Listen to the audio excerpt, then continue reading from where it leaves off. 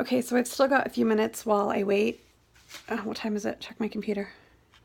Yeah, for this next interview. So I'll chat again. So I met my roommate's brother-in-law. Okay, my former roommates. So things have gone down weird with this family. Okay, so one of them had their mother kick me out, and that was a total douchebag move.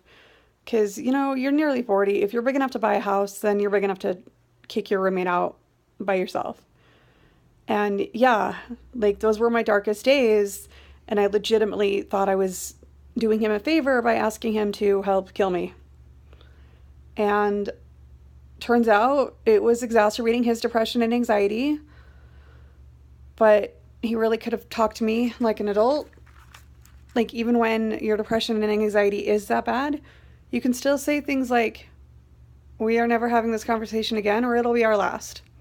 Another friend did that, and I haven't brought it up again. I'm like, you know what? She's not a therapist, and even if she were, she's not mine, and I can't do it again. I care way too much about her to have that conversation with her again.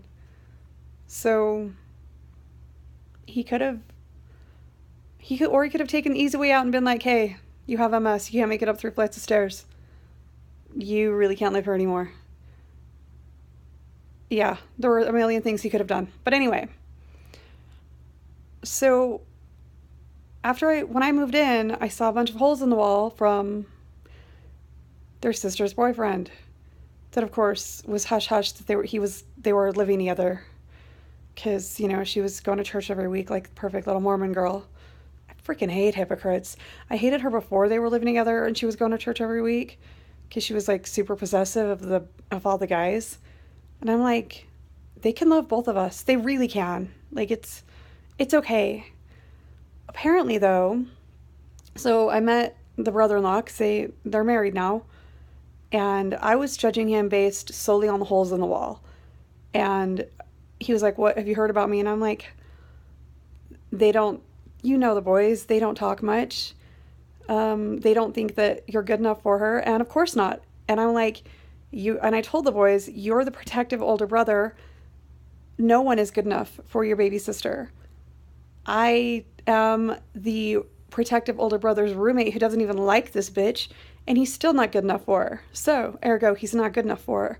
And he was like, "What are you basing that off of?" And I was like, "The holes in the wall. That's it." And he's like, "Well, my temper is getting better now." And I was like, "Good for you." And he was like, "Well, you can all go to hell because I am good enough for her." I'm like, I'm basing it off the holes in the wall. That's it. The guys don't talk much. I don't even like that bitch. Okay, just so you're clear, I'm not actually friends with your wife.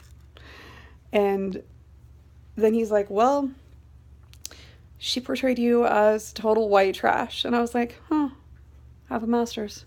And he was like, "Really?" And he got up from his chair and like stared at my master's degree, like making sure it was real, I guess. And he's like, "Huh, so you do?" I'm like, "So I do."